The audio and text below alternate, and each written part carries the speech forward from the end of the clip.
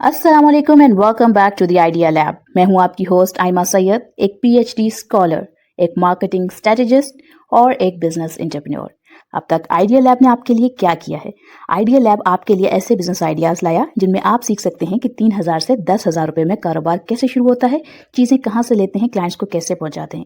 इसके ऊपर पूरी playlist free of cost available है चैनल पर। इसके अलावा हम ये देखते हैं कि जो companies internationally million, billion and trillion rupees कमाती हैं, वो किस प्रोडक्ट और सर्विस से कमाती हैं और आप उसे स्मॉल स्केल लेवल पर कैसे शुरू कर सकते हैं। आपकी इन्वेस्टमेंट आपके पैसिव अर्निंग का जरिया कैसे बनती है। स्टॉक्स क्या हैं, पीएसएक्स क्या है, पाकिस्तान स्टॉक एक्सचेंज पर आपकी गवर्नमेंट आपके पैसे सेफ कैसे रखती है, और इसके अलावा कंपनीज में इन्वेस्ट करने से पहले उनकी फंडामेंटल टेक्निकल एनालिसिस कैसे की जाती है, फाइनेंशियल स्टेटमेंट्स कैसे पढ़ी जाती हैं। मैं कोई फाइनेंशियल एडवाइजर नहीं, लेकिन मैंने अपनी जर्नी से जो कुछ सीखा आपके साथ शेयर करती हूँ ताकि आप आइडिया लैब के साथ ग्रो कर सकें। अस्सलाम वालेकुम and welcome back to the channel. और आज की इस वीडियो में हम बात करेंगे स्टॉक्स की फेयर वैल्यू के ऊपर। अच्छा, एक जो क्वेश्चन है पहले हम उसको एड्रेस कर लेते हैं, फिर हम इंशाल्लाह ताला मार्केट एनालिसिस की तरफ मूव कर जाएंगे। तो आज एक सवाल था आप लोगों का कि जो लोग मतलब अगर हमने किसी इंडेक्स में इन्वेस्ट करना है तो क्या वो ईटीएफ की तरह इन्वेस्टमेंट होती है, क्या हम कहाँ से एक इंडेक्स का अंदर इन्वेस्ट कर सकेंगे। तो इसके ऊपर हमने बहुत डिटेल में बातें की हैं सारी चीज़ें। तो मैं अगर आपको उसको समराइज़ कर दूँ आज के लिए तो वो ये होगा कि अगर आप फॉर एग्जांपल KMI30 में इन्वेस्ट करना चाहते हैं तो आप उसमें कैसे इन्वेस्ट करते हैं। एक टर्मिनोलॉजी है, एक कह लें एक ले मैन लैंग्वेज है कि KMI30 में इन्वेस्ट कर लें, इंडेक्स फंडिंग कर लें।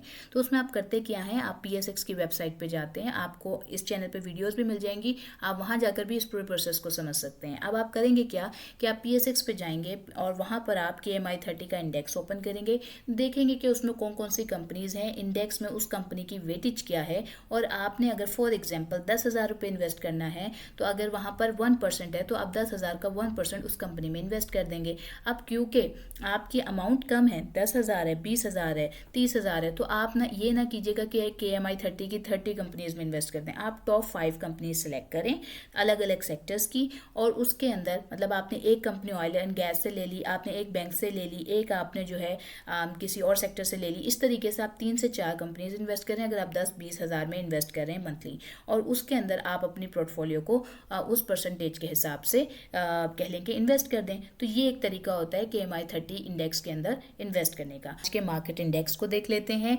आज जो मार्केट का लास्ट डे का क्लोज था वो 162,803 के ऊपर था, और आज मार्केट ओपन हुई थी 163,286 के साथ। मार्केट ने काफ़ी 5 लाइक के लें पॉइंट्स जो है वो हाई दिखाए थे, एंड देन उसके बाद जो है करेक्शन देखने को मिली। आज जो वॉल्यूम थे वो कल से कम थे, लेकिन तकरीबन 321.6 मिलियन के वॉल्यूम्स थे। जो वैल्यू ट्रेड हुई वो भी कम थी कल की निस्बत, आज तकरीबन 25.4 बिलियन की वैल्यू ट्रेड हुई। और आज जो है आपको मार्केट जो है वो -1521 जो कि तकरीबन 0.93% बनता है, उसके ऊपर आपको क्लोजिंग देखने को मिली है। अब बात दरअसल ये है कि ये क्या सिनेरियो है और इसमें आगे मार्केट किस तरफ मूव कर सकती है। तो हमें एक बात ये देखनी है इस वक्त कि अभी मार्केट का जो मेन सपोर्ट है वो 158,000 पे है। ऊपर मार्केट करेक्शन भी करेगी और फिर अपना हाई भी दिखा सकती है और अपने लोस भी दिखा सकती है। और आज का जो पॉइंट है 161 का, इससे आगे भी जो है कल आपको बाउंस बैक देखने को मिल सकता है, या फिर 160 से बाउंस बैक देखने को मिल सकता है, वरना अदरवाइज मेन सपोर्ट 158 की मौजूद है। अब हम आज की वीडियो के हवाले से बात करते हैं कि फेयर वैल्यू होती क्या है, कैसे देखनी है, और इस सारी डिटेल्स को आज डिस्कस करते हैं। तो सबसे पहली बात यह है, फेयर वैल्यू का मतलब है किसी शेयर का कंपनी के असल हकीकी कीमत, यानी प्राइस जहां पर एक बायर और सेलर दोनों राजी हों, दोनों को कंपनी के बारे में पूरी मालूमात भी हो, कोई प्रेशर भी ना हो। मार्केट में शेयर की प्राइस जो है वो डेली ऊपर नीचे होती हैं, कभी रूमर से कभी इमोशन से, लेकिन फेयर वैल्यू बताती है कि असल में ये स्टॉक सस्ता है या महंगा है। सिंपल वर्ड्स में अगर कहा जाए तो फेयर वैल्यू वो कीमत है जो स्टॉक डिजर्व करता है, ना कि वो जो फिलहाल मार्केट में चल रही हो। यानी इमोशनल वैल्यू नहीं, जो कि स्टॉक की असल वैल्यू है उसे हम फेयर वैल्यू कहते हैं। अब फेयर वैल्यू ज़रूरी क्यों होती है? तो मार्केट हमेशा जो है वो रियलिटी नहीं होती, जो आपको प्राइस दिख रही होती है मार्केट की वो हमेशा उसकी रियलिटी नहीं होती उस पर्टिकुलर स्टॉक की। कभी लोग उसको हाइप कर में आपको स्टॉक महंगा भी खरीद लेते हैं। बाज़ औक़ात ये होता है कि कोई मैक्रो इन्फ्लुएंस होता है या फिर इमोशनल कह लें कि एक पंप मिला हुआ होता है किसी स्टॉक को, और ये कोई डिविडेंड अनाउंस हुआ होता है, कोई अच्छा एकदम से न्यूज़ आई होती है, तो उसकी वजह से जो मार्केट के अंदर एक हाइप क्रिएट हो जाती है किसी पर्टिकुलर स्टॉक की, और उस सिचुएशन में आपको जब आप स्टॉक खरीदते हैं तो आप महंगा खरीद सकते हैं। कभी पैनिक होता है तो जिसकी वजह से आपको स्टॉक्स जो हैं वो बहुत सारे लोग उनका स्टॉप लॉस हिट हो जाता है, पम एंड डम स्ट्रेटजीज चल रही होती हैं, तो उस सिनेरियो में फिर आपको सस्ते स्टॉक्स भी मिलते हैं। तो जो फेयर वैल्यू है वो इन्वेस्टर को ये समझने में मदद करती है कि अगर प्राइस फेयर वैल्यू से कम है तो इसका मतलब है स्टॉक अंडर वैल्यूड है, खरीदने का मौका है। अगर प्राइस फेयर वैल्यू से ज़्यादा है तो स्टॉक ओवर वैल्यूड है, यानी कि इस वक्त रिस्क है। इस तरह आप डिसाइड कर सकते हैं कि कब एंट्री लेनी है और कब एग्जिट करना है। जो लॉन्ग टर्म इन्वेस्टर्स होते हैं, जो डेली अपनी उसको वैल्यू को मॉनिटर नहीं कर रहे होते, उनको चाहिए कि अपना स्टॉप लॉस थोड़ा नीचे की तरफ रखें। ये ना हो कि आप 1-2% का स्टॉप लॉस रखें और आप जो है वो जॉबियन है और आप उसको मॉनिटर नहीं कर रहे हैं अपने स्टॉक्स को, और जो है वो आप नुकसान उठाएं, उसका अचानक से आपका स्टॉप लॉस हो जाए और आप उसको कह लें कि आपको बेचने पड़ जाएं स्टॉक्स। अब अगर हम बात करें कि फेयर वैल्यू को कैलकुलेट कैसे किया जाता है, तो फेयर वैल्यू निकालने के लिए कोई एक मैजिक फार्मूला नहीं होता। एनालिस्ट अलग अलग मॉडल्स को यूज़ करते हैं, लेकिन जो 3 अहम मॉडल्स हैं उनके अंदर क्या है, तो एक सबसे पहले आ जाता है इंट्रिंसिक वैल्यू, जिसे हम फ्यूचर अर्निंग की बेसिस पे देखते हैं। फिर आ जाता है रिलेटिव वैल्यूएशन, जिसे हम P/E कंपैरिजन की बेसिस पे देखते हैं। फिर एक होता है बुक वैल्यू, जिसे हम NAV भी कहते हैं, जिसे कंपनी के एसेट्स और लायबिलिटी के ऊपर बेस्ड होता है।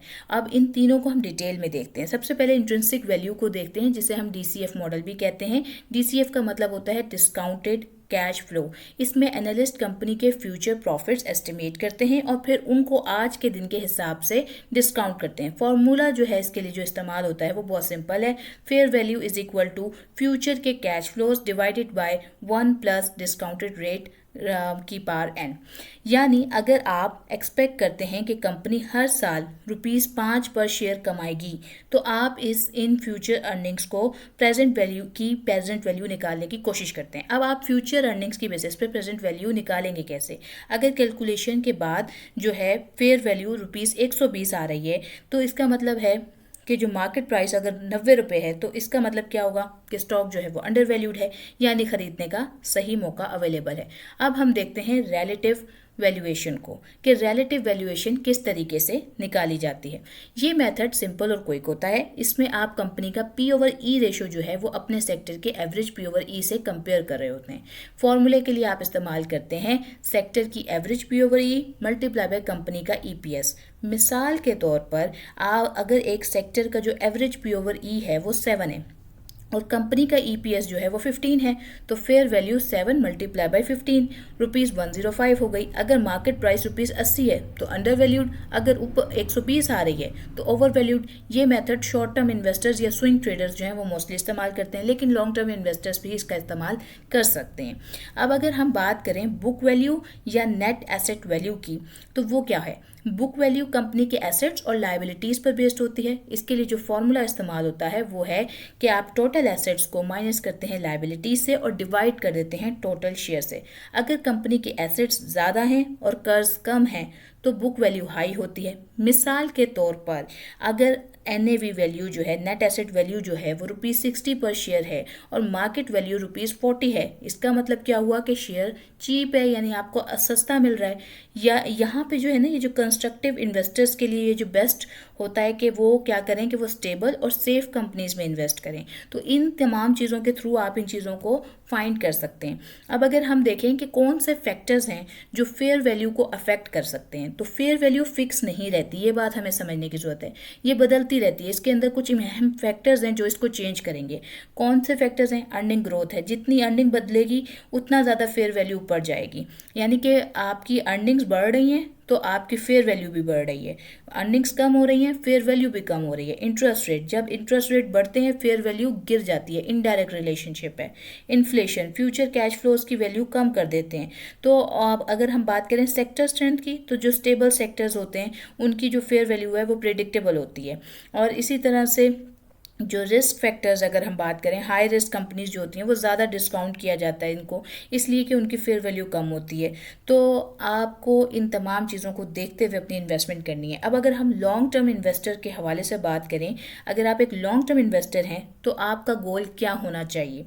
तो स्टॉक को आप फेयर वैल्यू पर या उससे नीचे पे खरीदेंगे, होल्ड करना है जब वो फेयर वैल्यू या उससे ऊपर पहुंच जाए। ओवर वैल्यूड स्टॉक्स में एंट्री आप क्या कर सकते हैं? अवॉइड कर सकते हैं। अब फॉर एग्जांपल हम मिसाल के तौर पे ले लेते हैं, यहाँ मैंने एग्जैक्ट वैल्यूज़ नहीं इस्तेमाल किया, आपको समझाने के लिए एक बात है कि अगर आपको ओजीडीसी का जो फेयर वैल्यू है, मिसाल के तौर पे ये कैलकुलेट नहीं हुआ, आप खुद इसको कैलकुलेट करेंगे इन फार्मूलाज के थ्रू। अगर ₹120 है और आपको वो 100 या 105 रुपये के आसपास बाय कर रहे हैं आप, और ₹120 और 30 पर सेल कर रहे हैं, तो यहाँ क्या होगा कि आपको ऑब्वियसली आप प्रॉफिट टेकिंग कर पाएंगे। ये मेथड जो है वो वैल्यू इन्वेस्टिंग भी कहलाता है आपका। अब अगर हम ये बात करें कि जो फेयर वैल्यू है म्यूचुअल फंड्स के अंदर, ईटीएफ्स में, वो किस तरीके से है? तो म्यूचुअल फंड्स में जो फेयर वैल्यू है उसके लिए पहले हमने बात की थी कि आप जो नेट एसेट वैल्यू है उसको देखते हैं। अगर नेट एसेट वैल्यू जो है आपकी वो ज़्यादा है मार्केट वैल्यू से, तो फंड जो है वो अंडर वैल्यूड है।